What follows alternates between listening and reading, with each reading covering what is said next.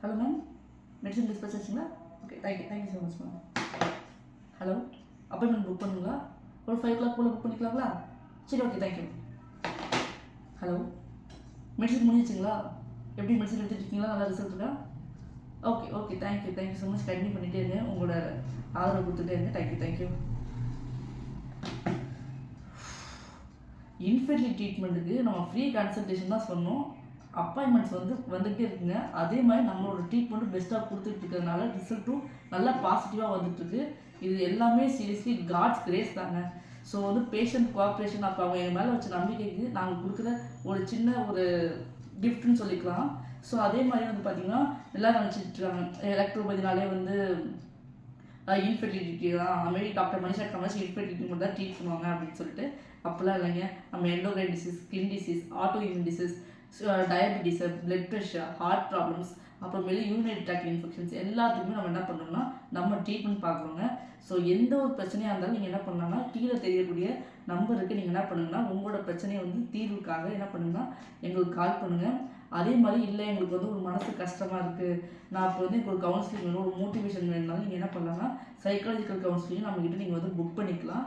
அதே மாதிரி ஒரு விஷயம் நான் நல்லா ஞாபகம் வச்சுக்கோங்க.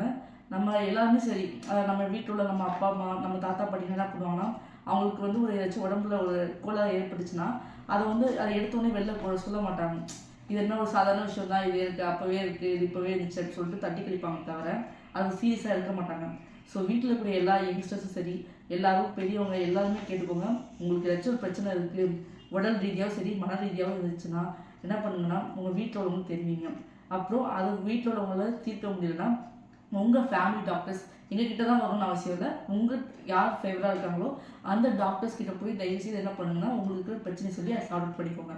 ஏன்னா எங்களுக்கு பேஷண்ட்டுன்னு நாங்கள் நினைக்கல, எங்கள் ஃபேமிலிக்கு நாங்கள் என்ன சப்போர்ட் கொடுப்போமோ அதே சப்போர்ட் தான் நாங்கள் உங்ககிட்ட கொடுக்கணும். நானும் அதே கோஆப்ரேஷன் தான் உங்ககிட்ட நான் எதிர்பார்க்குறேன்.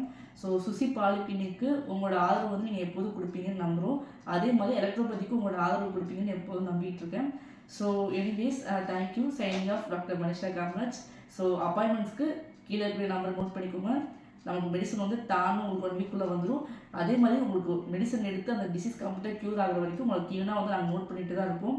ஸோ அதனால் அது மெடிசன் ஆன்லைனில் கொடுக்குறாங்க, இது எப்படி வேலை செய்யாதா, இது மற்ற கம்பெனி மாதிரியா அப்படின்னு நினைக்காதீங்க. இது லைட்டாக கம்பெனி கிடையாது, இது ஜஸ்ட் ஒரு சர்வீஸ்.